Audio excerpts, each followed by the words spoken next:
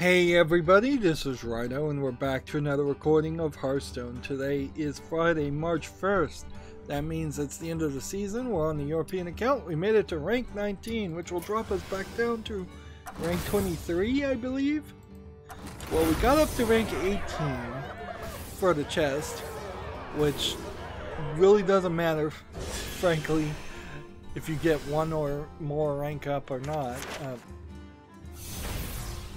So, from the last season, you earned rank 22. Yeah, and I think 22 is probably the lowest you can fall down to. Maybe not. Like, we're really not getting anywhere with the ranks. We've got a challenge of friends, so let's immediately see if anybody is actually on the European account.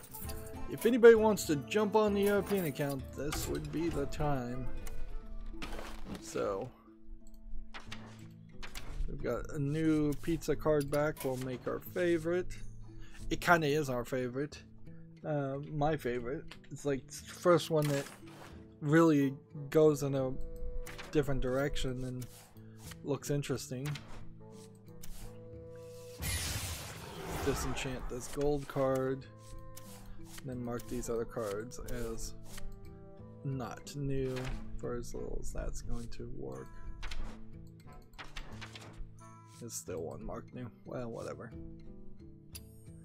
We've got a decent amount of dust and a decent amount of gold, so when the new expansion happens, that'll be great.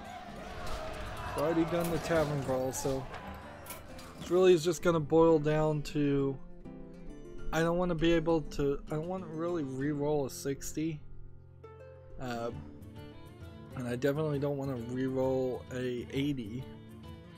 They talked about in the next update they're going to let you re-roll some of the legendary quests.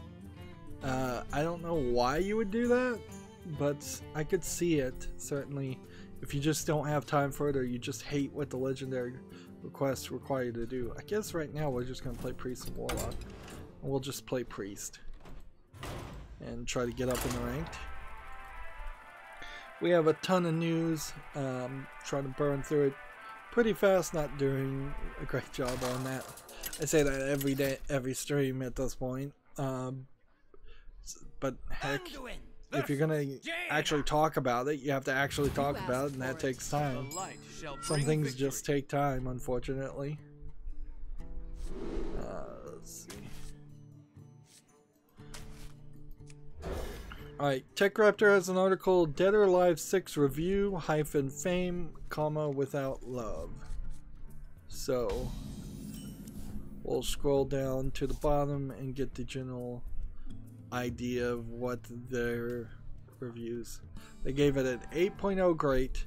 The summary is another solid entry in the stalwart arcade franchise. Dead or Alive 6 doesn't stray too far from what's worked in the past. Whether you're in for fast combos or bucks and beauties, Team Ninja have your back. Is someone injured? The pros are blazing fast fights, tons of single player content, old school presentation, and hilarious English voice acting. The cons are convoluted costume unlocks, sideline stage transitions, disorienting story flow chart, and hilarious English voice acting. So apparently the voice acting is a pro and a con. I think I'm sold on Dead or Alive. I think it is the fighting game for me at this point. Yeah. Right away. It makes sense. It seems like DOA 6 is good. I can't really see a reason why I would want to play Tekken instead of Dead or Alive. I definitely don't think I would want to play Street Fighter instead of Dead or Alive. So right away. It kind of, if I limit my choices in fighting games down to the AAA fighting games, if I ignore BlazBlue and all of those and say, well, those are going to be AA fighting games that might be better fighting games, definitely, but they're not hyper polished 3D fighting games. if I just limit it down to those 4 or 5 games, Mortal Kombat I guess also falling in that category, I think Dead or Alive 6 wins, kind of by a mile. The next one I would say would be Soul Calibur, and then Soul Calibur is a swords fighting game, so it's slightly different. Each of these fighting games are slightly different, sure, but I think it would probably go, definitely get DOA 6, and I'm sure it's already on my wish list or fall list. As long as it keeps out arrows. Then maybe get Soul Calibur, then maybe get Mortal Kombat at that point, or Injustice, but maybe not on either one of those also. Let's see.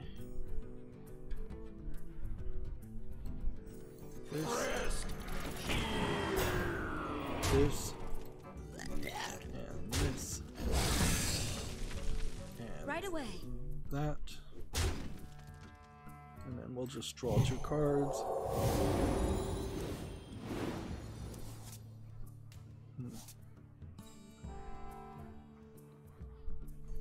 Then end the turn. So yeah, and Dead or Alive opens a door, certainly, like, where I think you could easily play all the story mode and still fall within YouTube's family friendly guidelines, whatever that nebulous definition is. Yeah, that I think I could probably do that without any real problems. And then if any particularly revealing costumes happen to unlock, which I doubt they do, like I don't think there's a straight up nude mod in DOA 6 by default. So if there are any particularly revealing costumes, I'll just not equip them while streaming, and that should work just fine. Okay. Silence a minion. Lowest cost minion from your deck. Come dance to my song. Which is this. So I can now have 2 of these.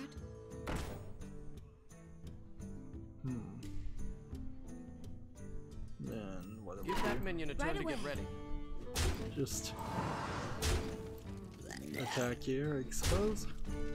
Job done. Moving on, TechRaptor has an article. Call of Duty Modern Warfare 2 Remastered has been leaked by Peggy.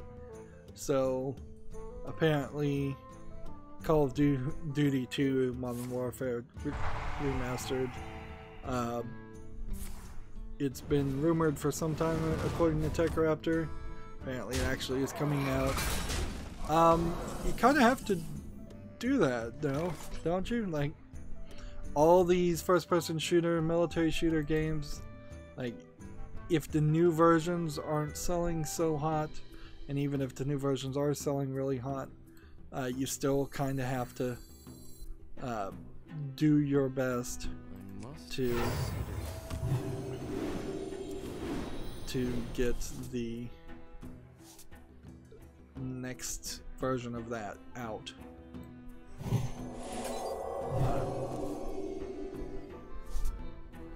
We could silence this minion, and we could double the minion's health, or we could discover a spell. Let's see. We got 2 double minions' health, and You are the this. shadow's perfect. And Let's dance. let's just attack. Right away. Right away. There we go. Job done. Let's see. Moving on, we have a game on Steam that's a bunch of Asian characters, 9 Trials test server. I assume this is some kind of free-to-play Chinese game, MMO. It doesn't look terrible, but I bet English is not supported. Ooh, interesting, it says English is supported. Yeah, I doubt this will be the next big thing though. Like, it takes advertising and publishing ability, and I don't think people are just gonna naturally find this test server and decide 9 Trials is the new MMO to compete against something like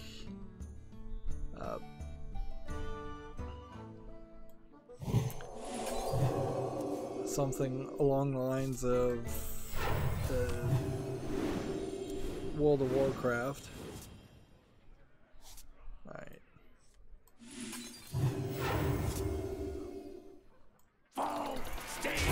Quickly. Right away. Let's dance. Do my bidding.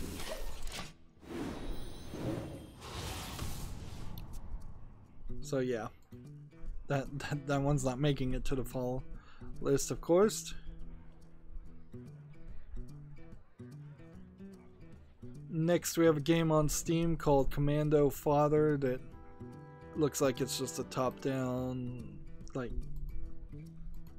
twin stick shooter. Looks pretty bad graphically. Yeah, it's real-time strategy maybe game. Early access for $1.69 discounted. No real interest in that. Suppose I should just stop talking about the price, and that would probably help a decent of the issues.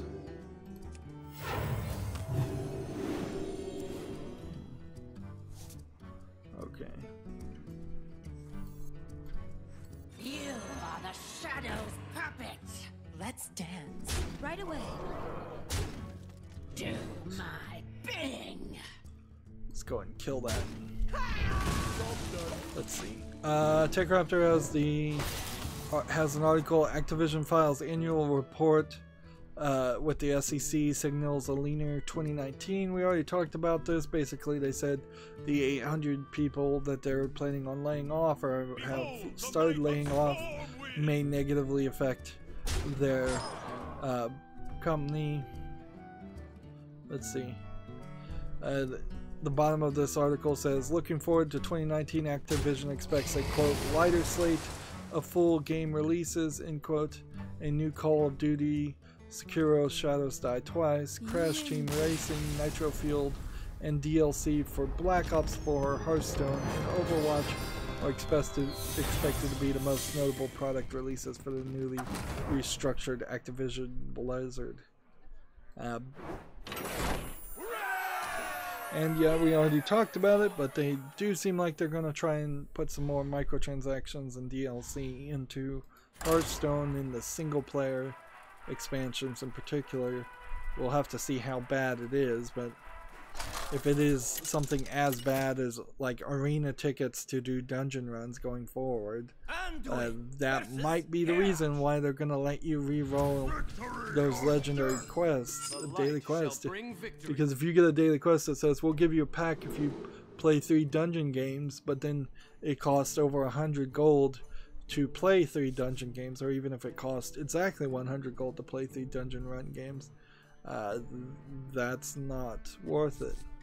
And I believe the confusion there, as they would mess with that system, gets even crazier, because the legendary for dungeon run is, I think, defeating 3 dungeon run bosses.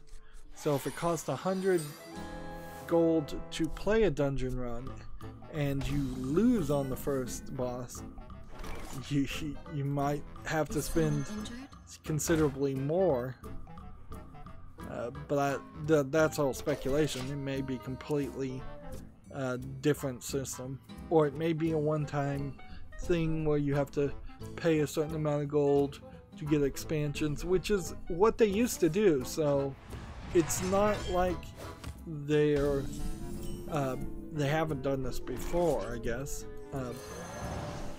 That totally was the old system, is that you got week 1 free on a solo expansion, and then you had to pay somewhere between, I think it was 450 gold to 700 gold for that expansion for week 2, and then the same amount for week 3 and week 4, and maybe sometimes week 5.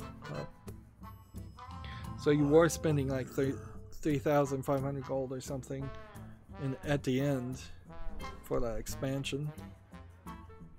But they had gotten away from that too, and they were giving free expansions, so they were giving away shorter free expansions. The fear now would be they're going to continue to give you short expansions, but they're going to charge you for it.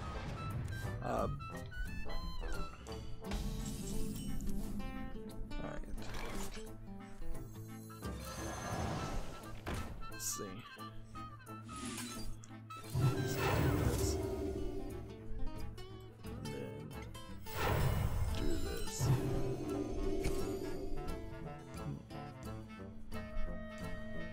Right away. attack you. And end the turn. Next we have a game on Steam called Business Magnate, which looks like a strategy city builder style game. It's already got 20 reviews and it's already mixed. It's $11.69 with a 10% discount. That's enough information to tell me that I don't really need to go any further. Nothing here looks visually too interesting. It's fine for a sim like style game, but clearly people don't like it, so that's fine by me.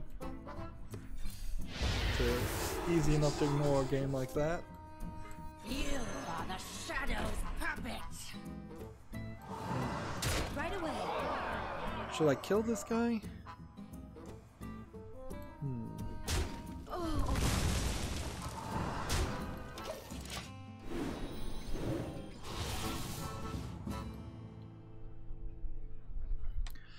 Moving on to the next story, Gamma Sutra has an article. UK devs launch POC in Play initiative in partnership with US2 Game or Us2 Games. Let's see. So POC, is that people of color, or is that just a different word or acronym? Let's see. No, it is people of color. This is great to see, and it's really important. The article says it's really important for other developers to recognize the importance of creating a space where game developers of color can network, discuss their experiences, and lobby the industry to be more inclusive.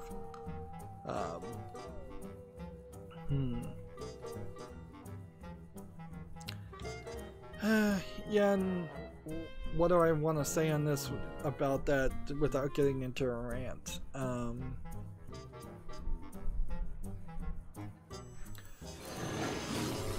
I think there probably are very valid arguments that in every industry people have a subconscious tendency to hire people that look like themselves, and that might be introducing a small imbalance to people of color, which in the UK I guess could be quite a few different people of color, more diverse than you would really get in a percentage wise than the United States.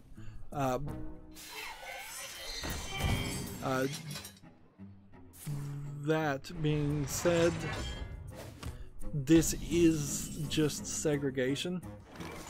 Let's just call it what it is. Anytime you create safe spaces or spaces where only certain people of certain colors can work, can talk together, it's segregation. And I don't think segregation works. Call me old school, but I would rather see stronger laws to ensure that everyone is given a fair shot to be hired for those jobs, regardless of what color they are. I would also say that there's probably needs to be better laws about ensuring people get a chance to go to college to be qualified for those jobs. In the end, this might not amount to anything more than a social club, but it also could be very well a cronyistic attempt. Right away. Like, as soon as one of these people in this group, POC and play, gets high enough to a position, they very possibly might just continue the cycle and hire people that look like them. And that's like, that's not good, particularly in art and creating programs. It's like, you have to look past what the person looks like a lot in programming and look at their code, look at their skill, look at what they're making. Let's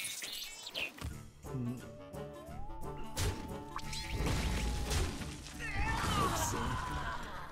The launch team of co-founders is listed here, and it says what they work for, and I don't see anything here that is even recognizable as a developer. Meanwhile, the UK is still also destined at this point to potentially be a total wasteland of video game development, because of Brexit.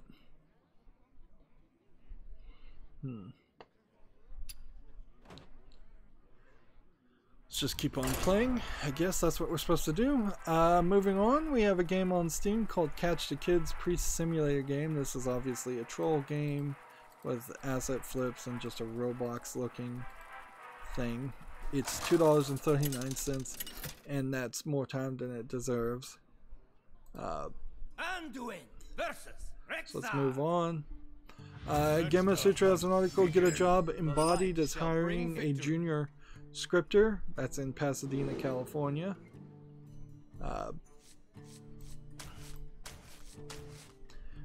Yeah. I could get into a rant about how all the Western game developers are mostly in very rich parts of California. So even if you're getting diverse in ethnicity, you are not getting any kind of diversity in what their life experience has been up until that point, or diversity in economics. Is someone injured? Moving on, we have a game on Steam called 2014 Aftermath. This is showing a lot of like file footage, it looks like, but then the actual game just looks like it's a asset flip first person shooter game. Early access, $4.49 discounted, English and Russian, and 13 achievements. No interest in it. I think we're probably going to run into a lot of games that fall very much in that category of they're just not going to be that interesting. This is slightly concerning for Europe and kind of nobody else. Gematsu has an article, Kill la Kill IF, to be published by P-Cube in Europe. Why is that concerning? P-Cube has been inconsistent, is the nicest way to say it, about publishing games in Europe and localizing them in a way that Europe doesn't come back and say it needs to be censored or it can't be sold at all. As a publisher, seems like they have the ear of a lot of the Japanese companies and get a lot of jobs, but I don't really feel like they do a great job on it, frankly.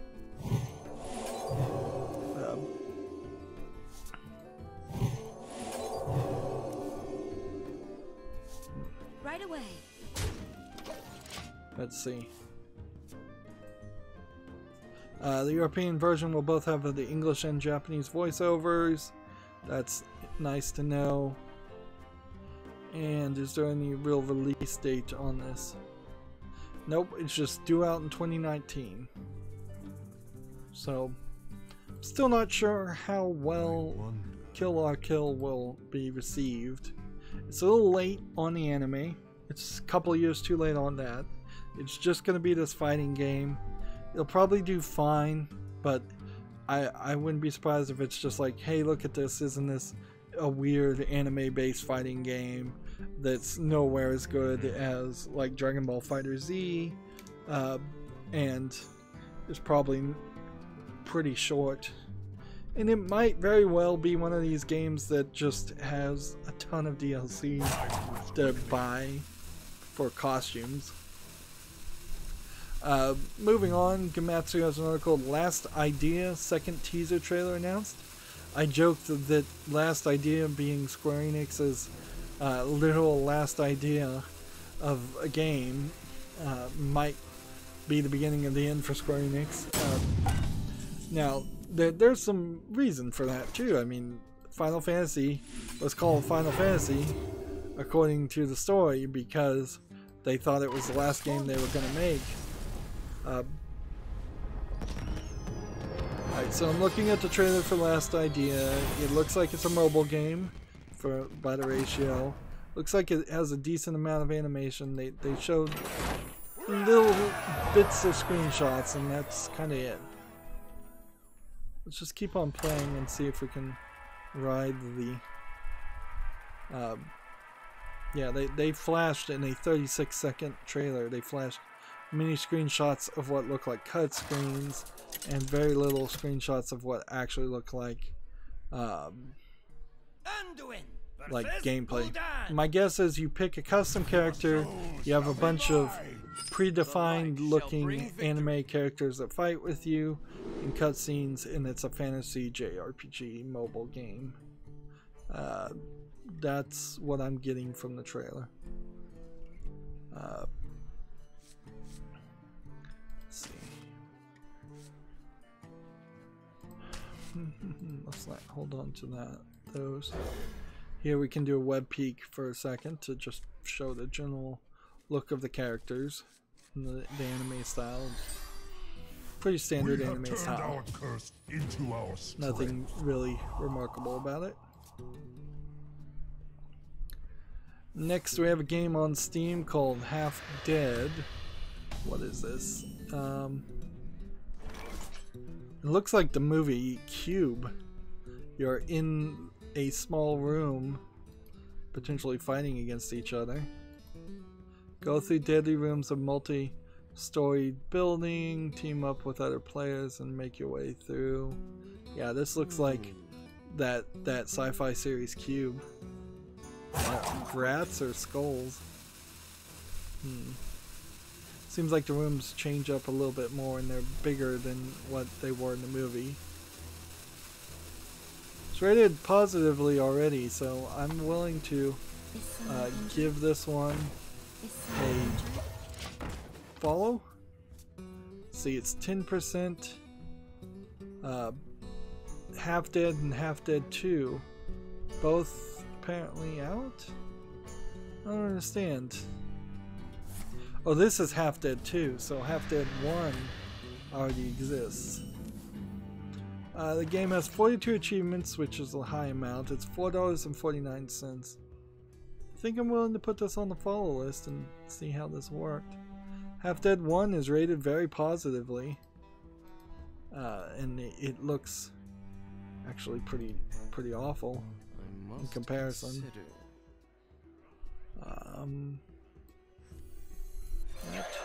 Right away. Right away. No. So here we can show off Half Dead 1 and show that looks pretty bad. But I think they've got a concept here. Is this single player? Yes. And we'll go back to Half Dead 2. It's single player also. Yeah, the characters look a lot better. They're pre-bought. Yeah. I'll give them that. But there might be something in this. Or, you know, maybe there is really nothing into it. I'll have to put it on the follow list and see. And it puts a question in my mind, certainly, about do I want to like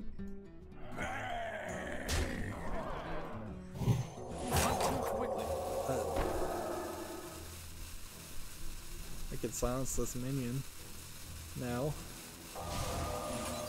Or I could just wait. Or I could just heal. Right away. Right away. Yep. I'll have to do some more research here and see if there's actually a gameplay scenario in this single player scenario, or if it's just you'd be playing single player and barely getting any kind of story out of it. Let the pain speak to me. But it's not immediately illuminated, which actually is putting it pretty high as far as most games. Next we have a game on Steam that's like VLADIK, which looks like it's a Russian troll game. First person shooter, kind of asset flip. It says it's an RPG. It seems like it's all over the place with its locations.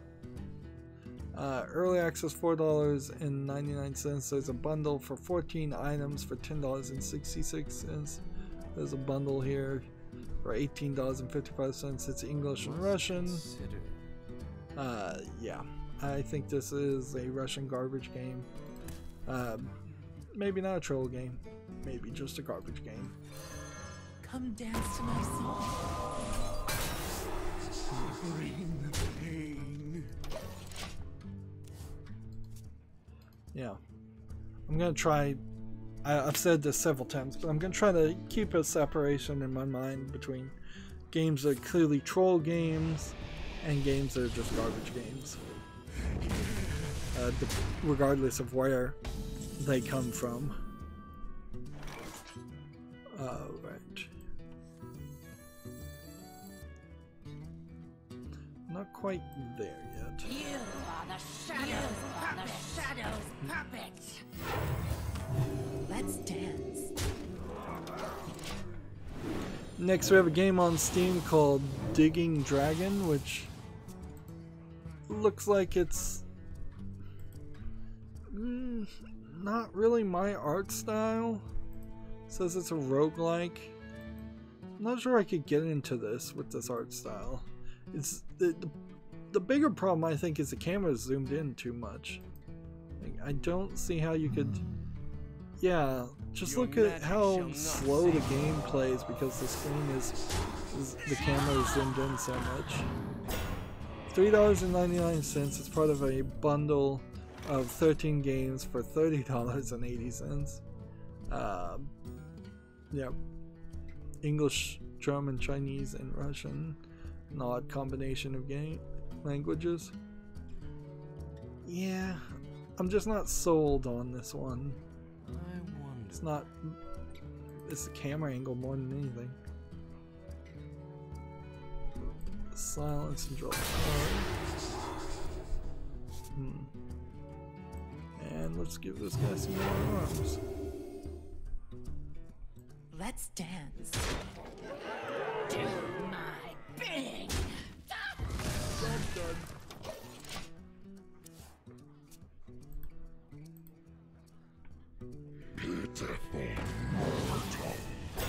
Next we have a game on Steam called Bash.os. We're going through a lot of games. This looks like an asset flip horror game of some sense. Yeah, I'm not seeing anything here. It interests me. $3.99, no discount. Like looking at the troll, looking at looking at these masked thumbnails and the name. I don't have faith in it to be a good product. Right. This and this and this. Job's done. End in the turn.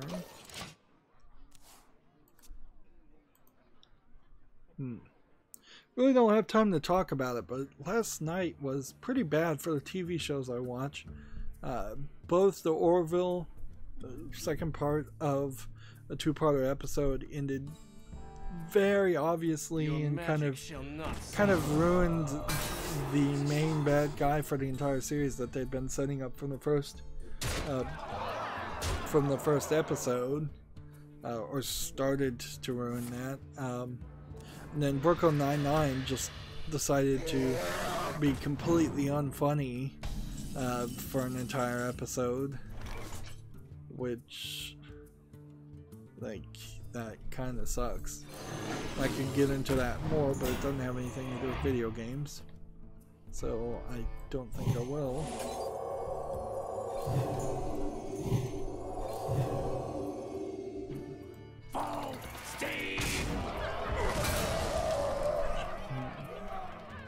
Alright, so if this guy kills this guy, could that guy kill that guy? Well, let's not even risk it. Let's play that. Gamma Sutra has an article. Sony PlayLink developer Wish Studios is shut down. Wish Studios, a Brighton-based developer that created games for Sony PlayLink platform, has shut down. I don't know how much of this really has to do with Sony then, other than they were working with Sony. The Knowledge is Power and That's You developer. I've never heard of Knowledge is Power or That's You. There were only 13 people in this company also, so yeah, that's a small-time developer.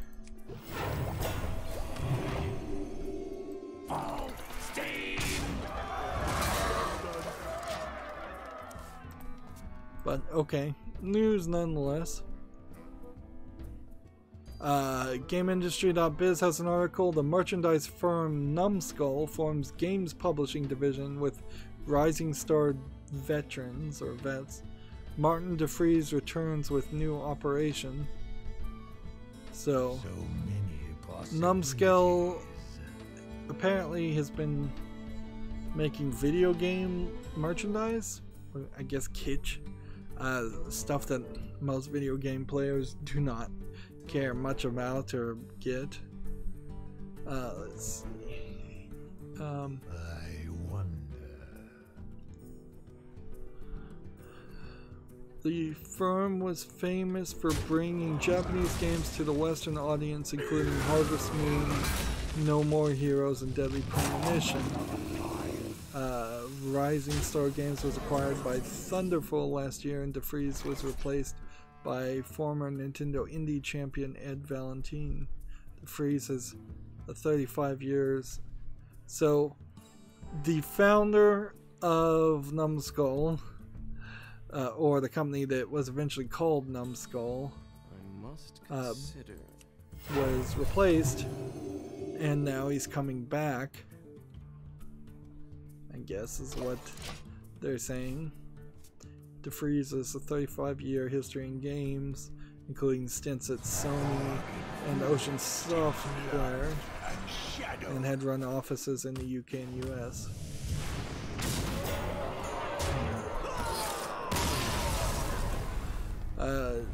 They say Numskull Games will be able to publish games both digitally and physically. The firm says it can offer sales, marketing, finance, and distribution worldwide. And you know what? I mean, if you've been in the merchandise business, you kind of do have the contacts for the most part there.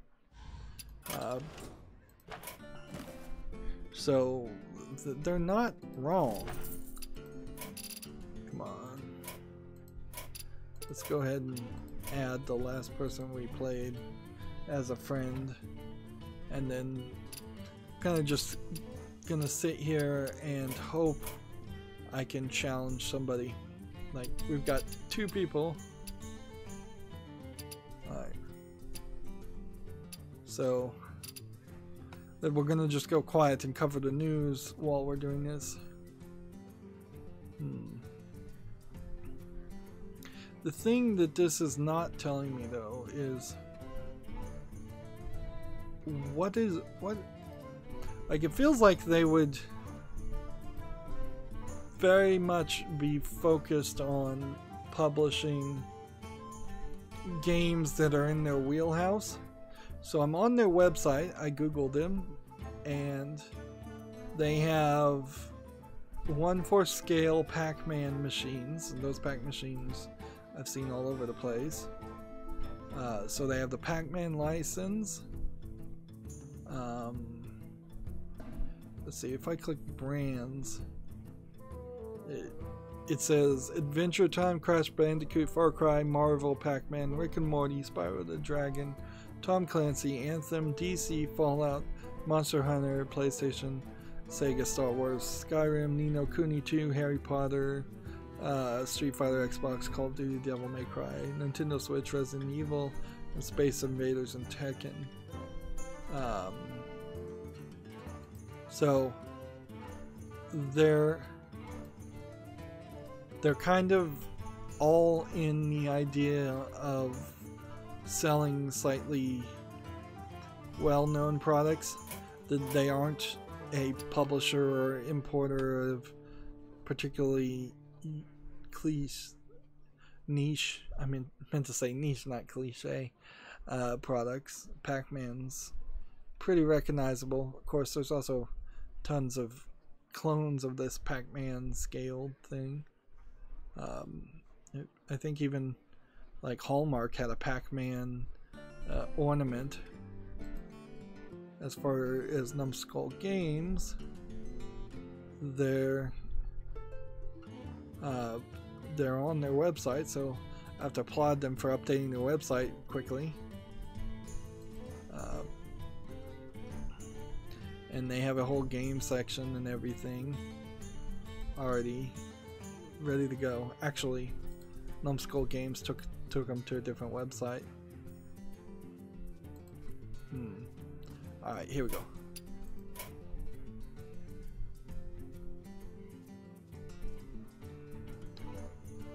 The thing I would like to see, though, is like, if I click on Devil May Cry, what do they have as far as things? They have shirts and cups and keychains and hats, alright? So, yeah. Numbskull Games, it might make sense to be a video game publisher if you're trying to expand outside of the merchandising realm. Come on, accept it. Accept it. It's 80 gold. Don't be a fool. Accept it. And this guy's doing battle on the play mode, so I can't challenge him. Alright, moving on. We've got a game on Steam called Dawn of Man. Now, there have been several games on Steam that have had this exact same concept. I think this is one that I've seen people talk about, though. So, I think it deserves a follow. I'm still not sure that playing a game like this makes sense. Alright, well, let's remove him.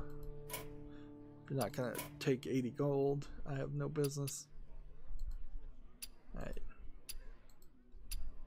And this guy's in play mode, so let's see if we can spectate this guy. Dawn of Man is $21.24 discounted. That's pretty expensive, but I'll put it on the follow list. It's got a very positive review. It really is just at the point where I'm having to decide whether I really want to play that kind of game or not, or if it's just too outside my comfort base. Which I guess theoretically I'd want to expand my realm of comfort as much as possible.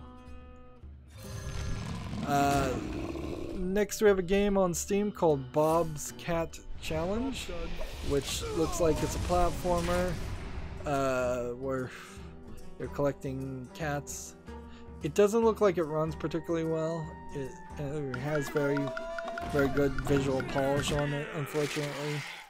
I think there very possibly is something in this idea. Making a 3D platforming game, certainly that idea would work, but there's a lack of polish there to make it worth even the $1.99 that they're asking for.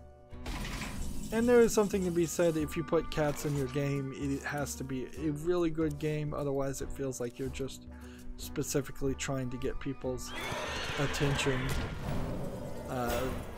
who get the fans of cats, who are obsessed with cats. This guy's either about to win or about to lose.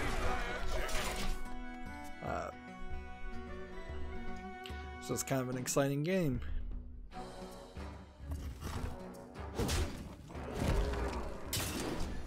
Reporting for duty.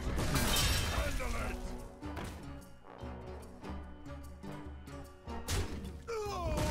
I'm just gonna sit here and watch this because I think he's about to lose now.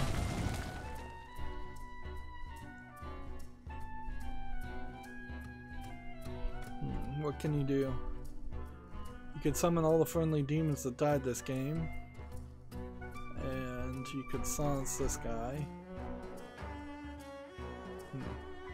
Which path to choose? Did he... We would have to know if he had any demons that had taunt Speak your in their name. peace. That would be the question. The frost wolves stand ready.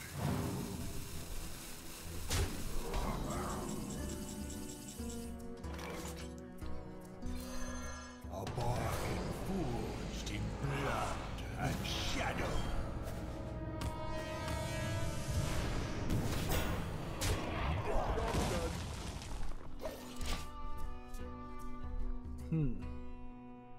Does he have enough to survive for the next turn? Maybe.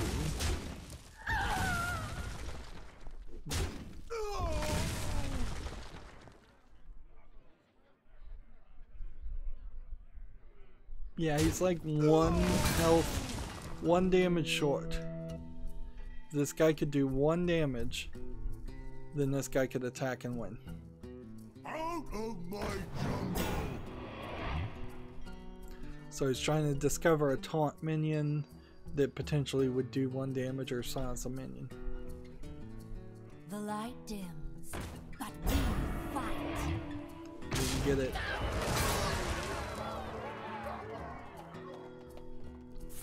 Alright.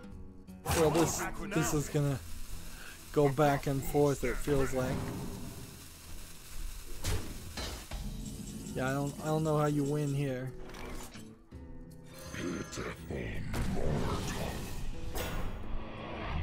Yeah, sounds that guy. Maybe try to get some death,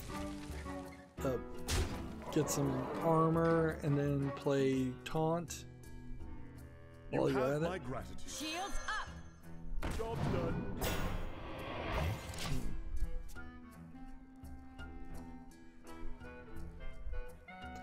Alright, this is going to take a while. Next game we have on Steam is called The Last 47 Hours, and a bunch of Asian characters. It's a visual novel. It doesn't look terrible, although I'm not sure it really supports English here. And you are seeing kind of just this one character. So I would imagine it's a mystery time travel or mystery what happened in the last 47 hours type of game.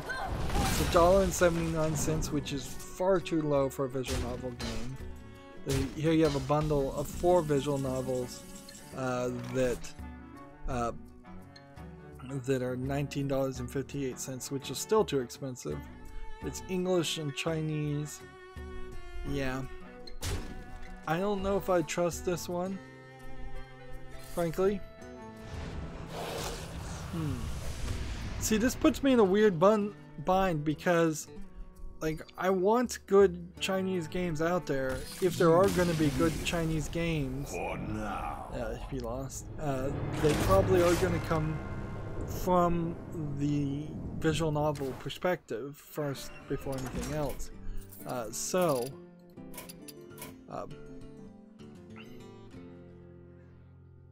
I should put this on the follow list. If people are saying it's good, I should give it a try. Let's try Tempo Mage while we're at this. So yeah, the price, though might affect things. Definitely. Jaina versus Gul'dan. Your soul It says it shall has be one mine. main character with their You own asked voice for actors and character sprites. More than 4 special effects and 30,000 words.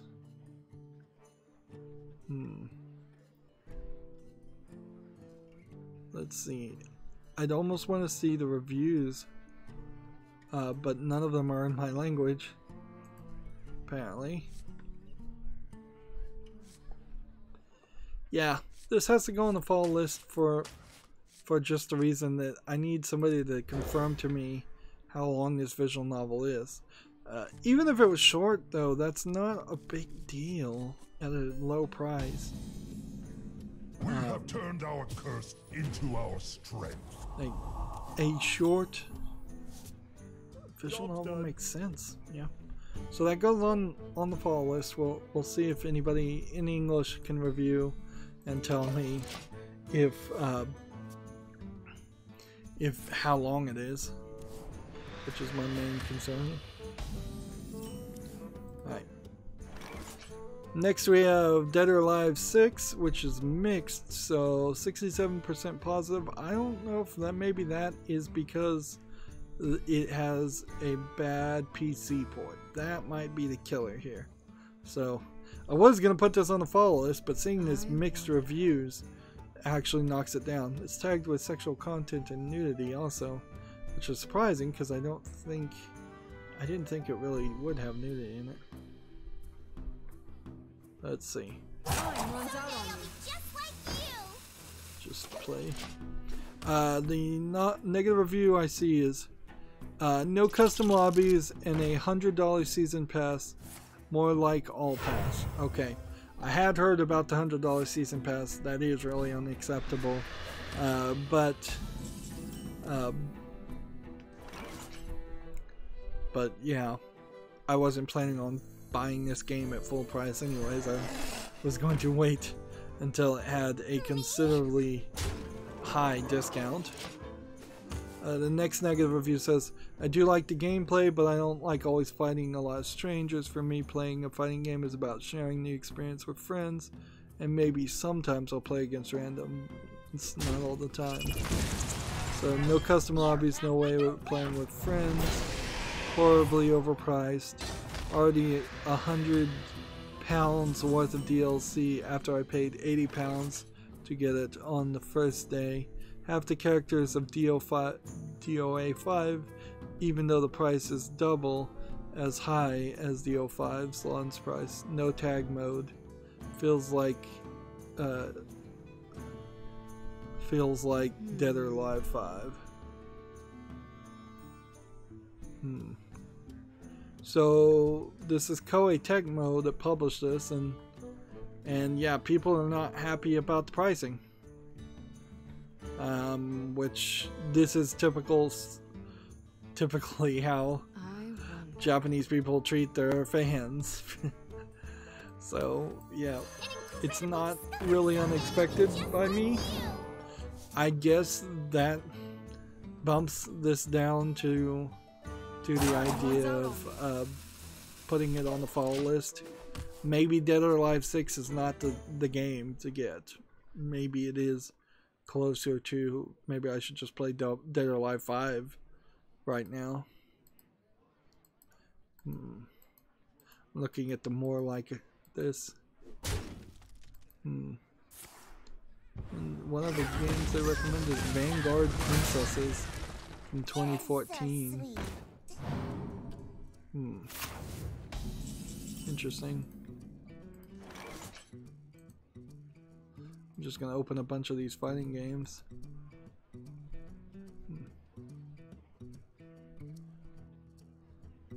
Apparently there's a game on Steam called Dirty Fighter where it's just women kicking men in the groins, or other women in the groins. Let's see, Dead or Alive 5 Last Round Core Fighters is free to play. Soul Calibur 6 is $60. Let's see. Sinrin Kagura Shinobi Versus is $29.99. So there is this article, Sinrin Kagura Estival Versus, is $39.99. There is an argument that can be made here, is that maybe there are better fighting games. Maybe Street Fighter or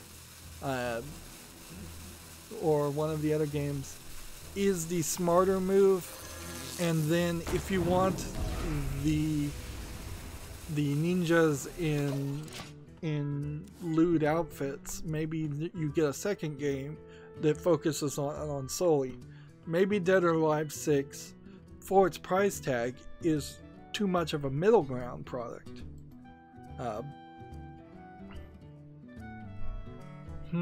Yeah, that is a consideration. I keep going in circles, certainly, with the fighting game concept and the idea.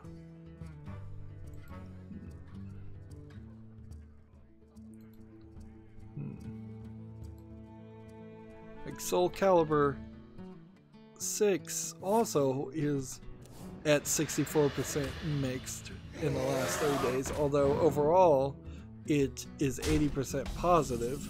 So I wonder what the negative reviews are. Bring Back Flapjack is one of the negative reviews. Fun game, but it has a myriad of problems, such as being an $80 AAA game with still image cutscenes and DLC fighters. Like I said, it's fun, and I wish Steam had a neutral rating, but it got enough problems for me to suggest buyer beware. Also, de novo. Do I even have secret? I guess I could We have many do this, secrets. and do this, and then do this.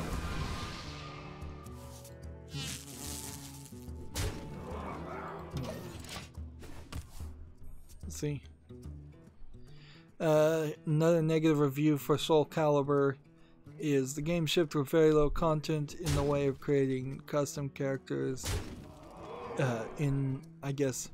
in lieu for creating custom characters, and as a result I haven't touched the game in a couple of months or so, because the one aspect I was really excited was a kind of lackluster. It's a fun game otherwise, but being a fan of the series and loving the character creation tool, I can't help but feel disappointed. I thought it did have a character creation tool. What to do? What to do? Well, the Soul Calibur criticisms don't seem super consistent. Maybe it is really just an argument of it's kind of lackluster at $60 or $90 for the deluxe edition. Let's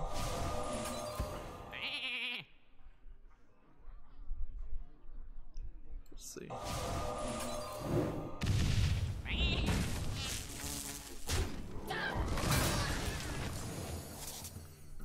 I need to remind myself that I'm actually playing somebody I chose to play, so I shouldn't get too distracted here. Meanwhile, the irony here is Sinran Kagura Shinobi Versus rated very positively at, let's see, is that 86% positive? So the ninja girl fighting game, like that's true. Shinrin Kagura Esville Versus overall lifetime is 90% positive from what I can read from the screen. And they're more Warriors games than fighting games, but they sell, they work. People know what they're getting and they're happy for what they're getting. So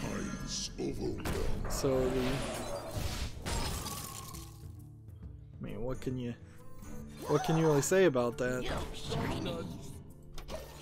It's like, alright, the fighting games people like are the ninja girls with the clothing damage. That was a side journey, certainly. Next we have a game on Steam called Kill Tiger. It seems like it's a ninja running game, platforming. This might work.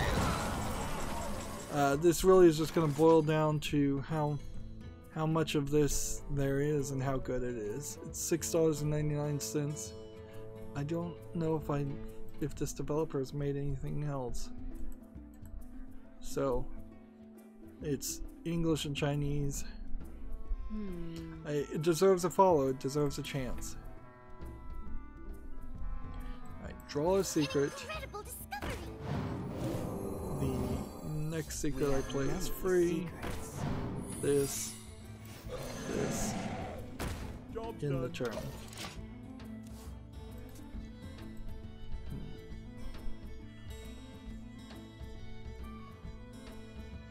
We got some health, so.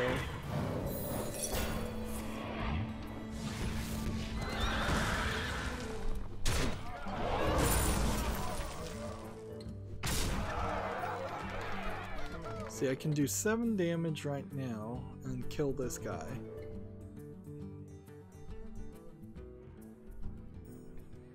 But it would be nicer if I could do 7 damage to the face.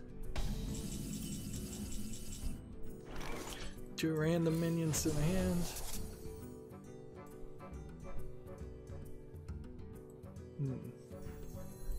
Stand back and be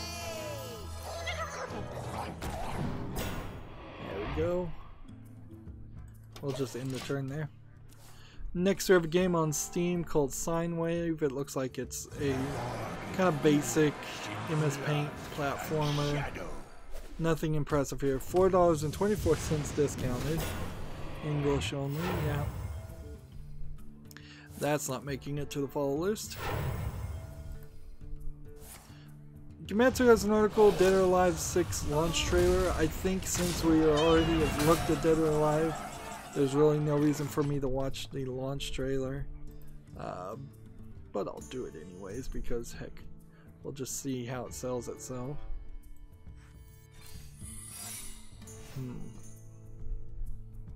Fantastic! I found it first.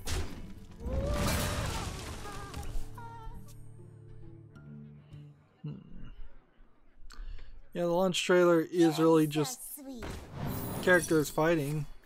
A lot of, I wouldn't call them jump cuts, they're more like fog transition cuts happening to show high intensity the fighting action scenes and show off as many characters as possible, which is not a bad idea, certainly. A lot of these look like they are scenes from cutscenes and not scenes from just gameplay. Because there's a lot of sections here where people are not just fighting each other, but they're actually talking to each other.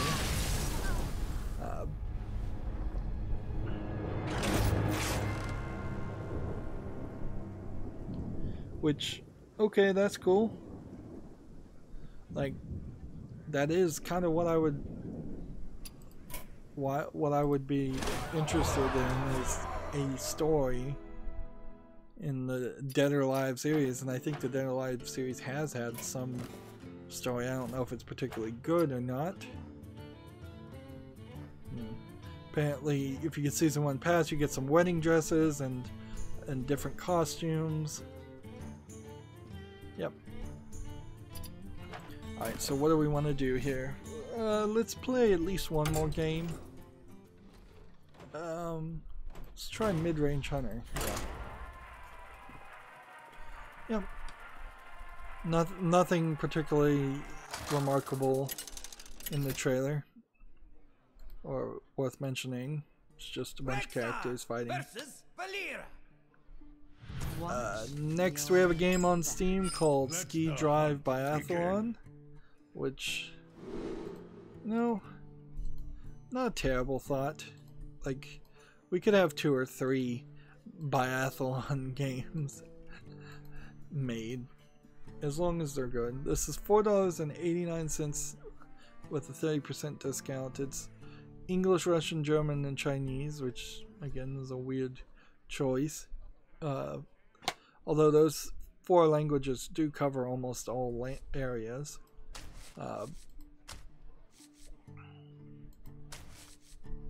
Let's see. 10 achievements. Graphics look a little bad, but not terrible.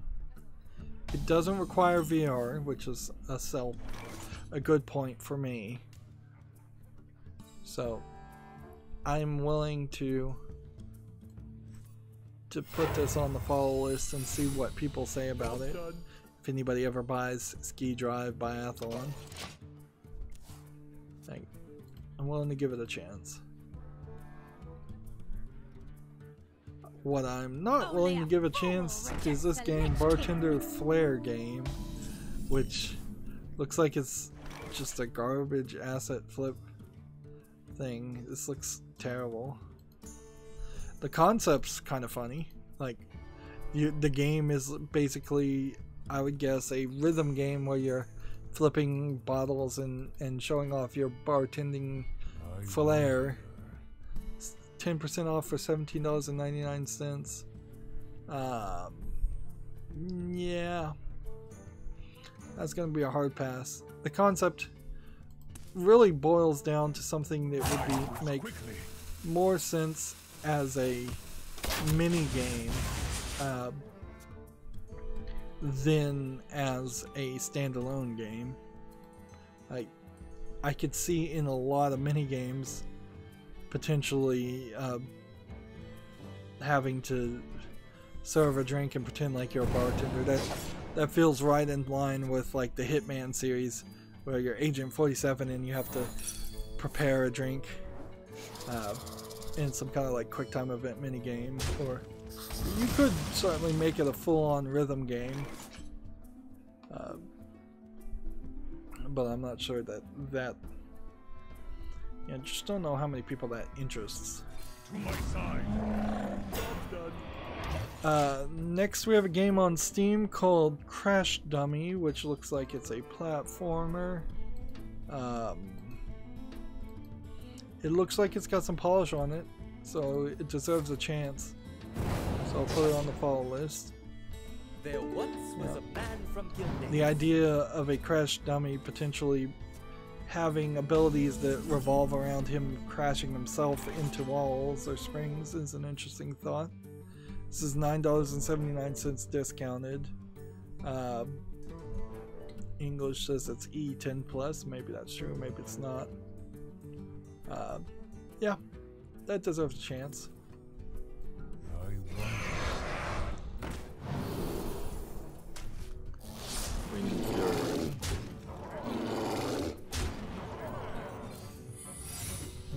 Job's done. There we go.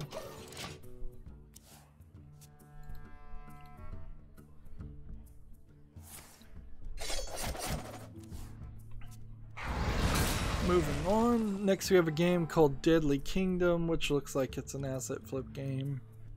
Yeah, had I had more time, I would have gone through a lot of these. Looks kind of like it's a MMO Diablo style game. Some of this looks alright, some of it doesn't. It's like 50-50. Does this require VR? $31.49 with a 10% discount is incredibly expensive for any game of this level. Yeah, that is way too expensive. Even if it is a good game, that's way too expensive.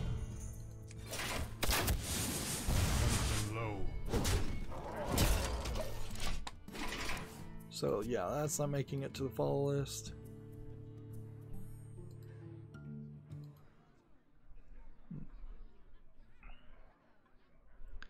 Next we have a game on Steam called Third Invasion Zombies vs. Steel, which isn't even a widescreen. It looks terrible. Having played some games from 2003 that aren't widescreen and don't support 16:9, that makes sense. But why in the world are you making a 4:3 ratio game in 2019? Why is that even possible to do? this game is garbage and they want $7.49 discounted for it. Yeah, right.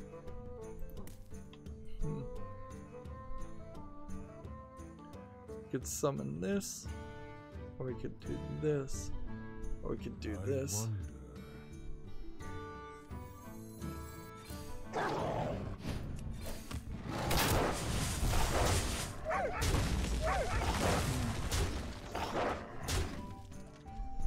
And then we'll just end the turn.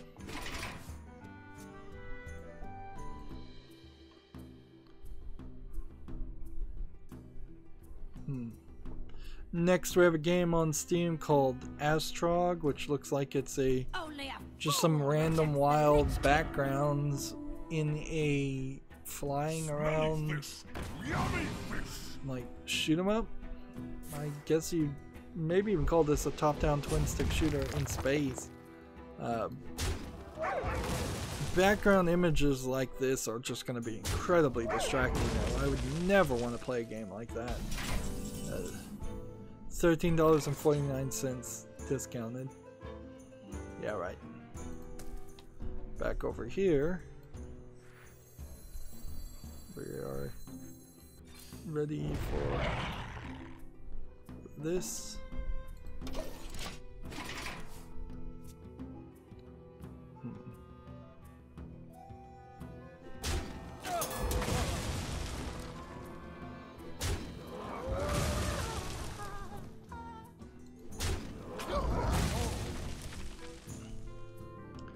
TechRaptor has an article here. Room 8 launches a new independent development studio.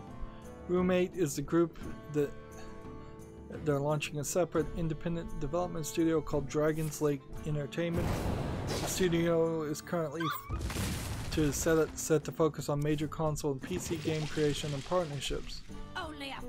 Dragon Lake Entertainment will operate independently with provisional backing and support from Room 8. Blah blah blah. A lot of this is inside baseball.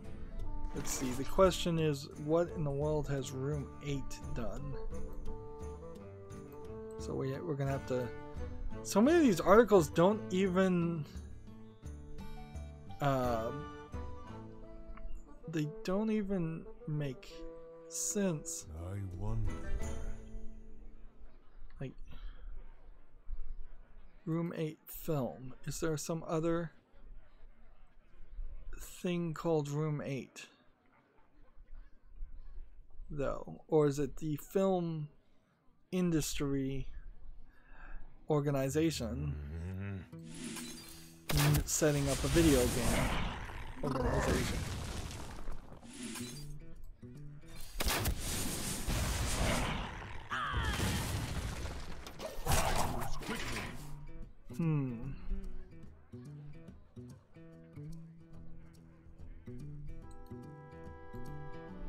Room 8.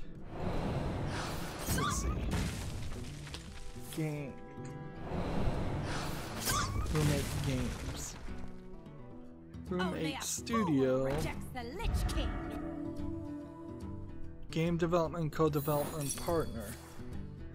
Games division, art division. Show me the games division on your website. That sucks.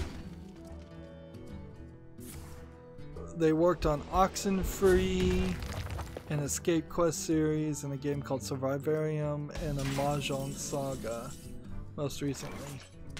Apparently they partnered with several other companies, including Starbreeze Studios, and Ubisoft and Rovio, and yeah, a bunch of other people. That doesn't really mean anything, though, because that really just puts them, my guess is they are kind of a low-tier third-party developer that you bring in to help finish projects.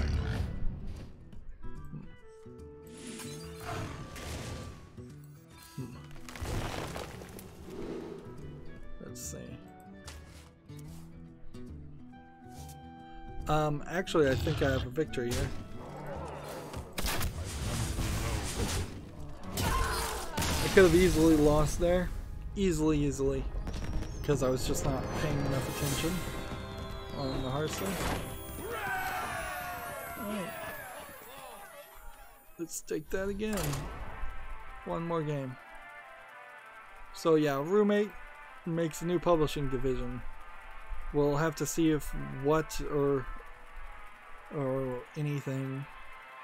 Well, it's not a publishing division. It's an independent development studio. So they basically started a whole nother a whole nother thing. I don't know. They started a whole nother company and invested in it. Which I don't know exactly why you would do that. Maybe as a tax haven, maybe to promote people that deserve the promotion, but you didn't have any position to fulfill. Because by creating a new company, you're creating new managements, new boards. Maybe you're setting up for an initial public offering.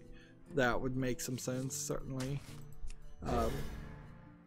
to raise more investment. Moving on, though, Gamatsu has an article, Devil May Cry 5, the story so far trailer. That probably wouldn't be too terrible for me to watch. It's 2 minutes and 7 seconds. And honestly, as somebody who's only played the DMC reboot, it wouldn't hurt to know what the story is somewhat. But I also kind of feel like Devil May Cry is probably not the type of game where you really need to know the story, or you're going to be left behind if you don't know the story. So I'll leave that page open and maybe I'll watch the trailer with the audio later. Gamer Sutra has an article, Framed developer opens a new studio called Mayday. Now Framed, I'm not sure if that's the game that has come out yet or not. It might be a different game than what I'm thinking about. Let's see. Well, anyways,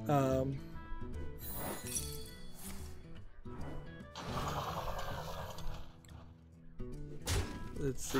I guess what happened here is the designer of the game Framed, Joshua Boggs, announced the formation of a new studio dubbed Mayday, which probably is a terrible name for any company, just as a side note. The New Zealand-based studio will be headed by Boggs, who will serve as the director and CEO, and the Earthlight developer Imre Condinez, who serves as the studio director and COO. Some of the benefits of working on the studio, the Twitter says, will include refundable 6 days, flexible working from home policies, and ensuring overtime is paid to work sustainable for all of our projects. Boggs also shared some tips for applying to Mayday specifically, so interested developers should check that out too. So yeah, if you want to work in New Zealand, and you can work in New Zealand, like maybe want is the wrong phrase to use in a lot of these instances, on a brand new company, there's an opportunity. But no real reason why you should believe that Mayday would succeed particularly well. Like the developer of Framed probably hasn't made any other games than Framed.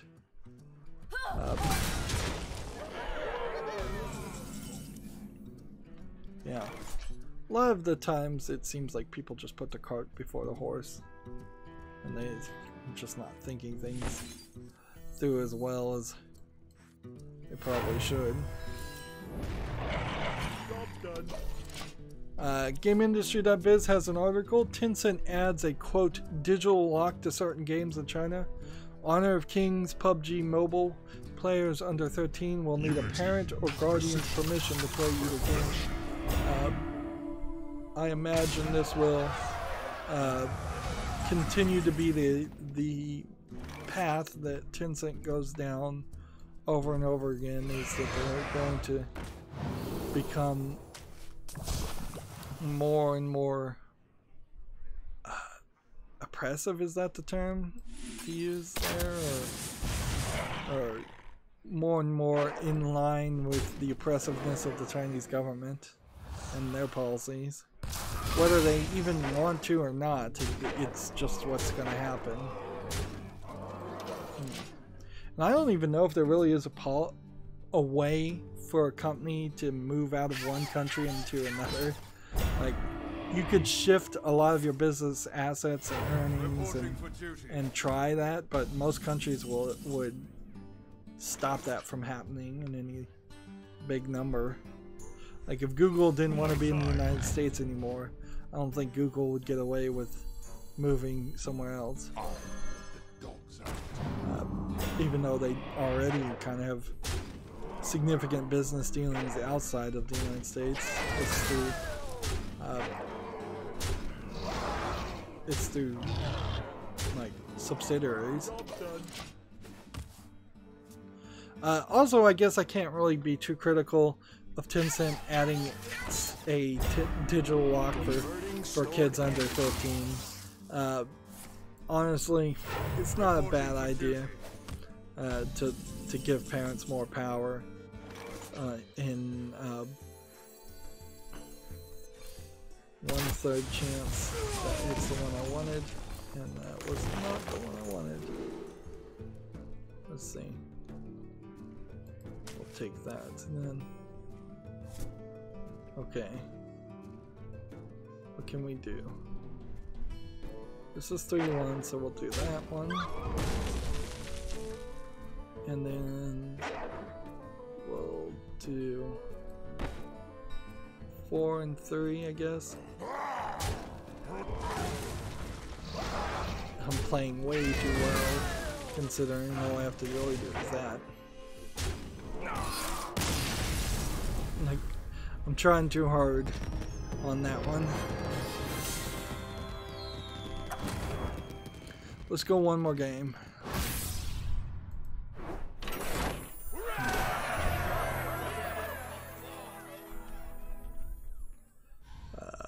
Let's see. Game of Sutra has the same article we already talked about. The Super Spell Heroes developer S Viper raises $2.8 million.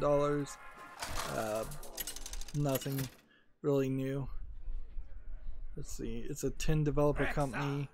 They released Super Spell Heroes for iOS and Android last year. I've never heard of it, but it obviously is somewhat successful.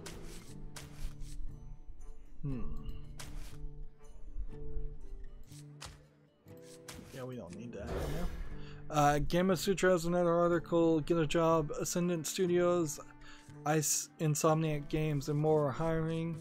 So if you want to work for CG Spectrum as a game designer instructor via remote location, that job is listed on here. If you want to be the senior animator for Ascendant Studios in San Rafael, California, that job is listed. If you want to be the environment artist for Insomniac Games in Durham, North Carolina, that job is listed. And if you want to be the gameplay engineer for Heart Machine in Culver City, California, that job is listed. If you want to be the senior engineer programmer for Phosphor Studios in Chicago, Illinois, that job is also listed. So we probably have talked about all of those jobs over the past couple of weeks, and it has just been, they just rebundled the same articles over and over again.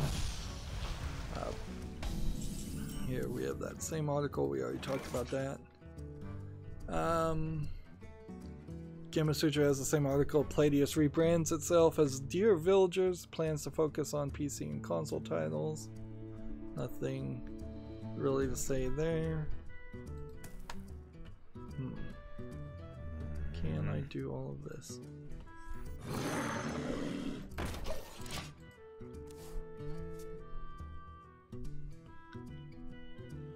Next we have a game on Steam called No Time to Relax. Man, I hate that card. Super, super loud. What kind of game is it? It's a life simulation game where up to 4 players online or locally compete against each other in the ultimate game of life. Interesting idea, certainly. Unfortunately, that makes it a multiplayer game, unless it has a single player aspect. It says 4-player local or online multiplayer, single player mode. Beat your high scores. How much is this? It's $13.99. It's too expensive, frankly, but I will give it a follow and see if maybe the price comes down if people like it. I am coming from the perspective of I would really only play this game if it falls in line with having a lot more of a single player experience. And it looks like this is kind of a card event based game, so depending on how many event cards are in this, what is effectively a board game, that would really tell how much variety it is. Having somewhat recently played the game 60 Seconds, that was a game that looked like it was really good, and it was always way too expensive, and then it turned out after I played it, it actually wasn't that good. So I'm a little gun shy as far as buying really expensive unknown indie games. More than I used to be, I guess, because man, that really sucked how bad 60 Seconds was compared to what I thought it was.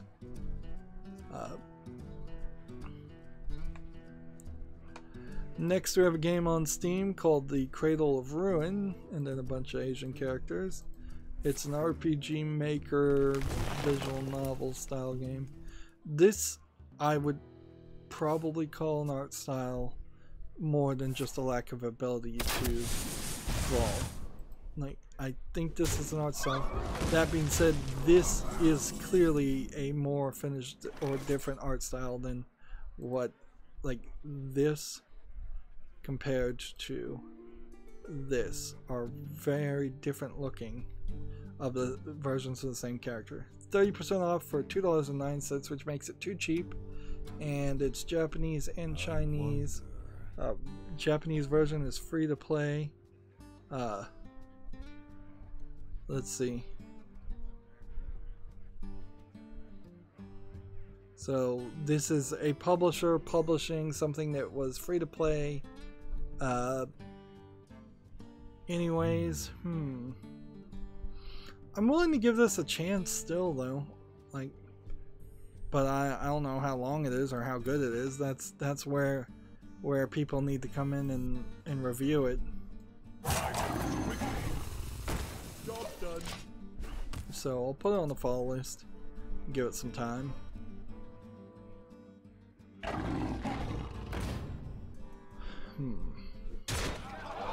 I'm gonna die here. Can we save the day somehow? +2/+2 in taunt. Deal 3 damage. Well, this would actually do 5 damage.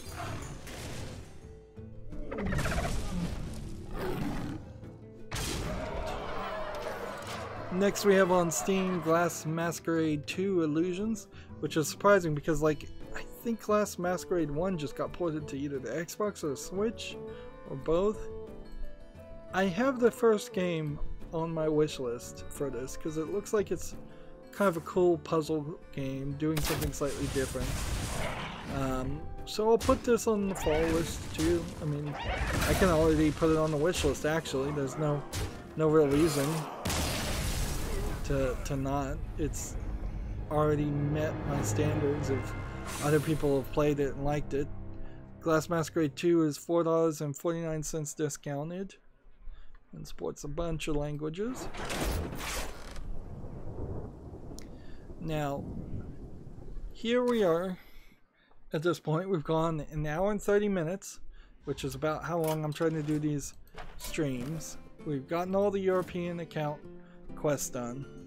And as far as tabs that are open on my Chrome browser, I'm in the midpoint of my screen.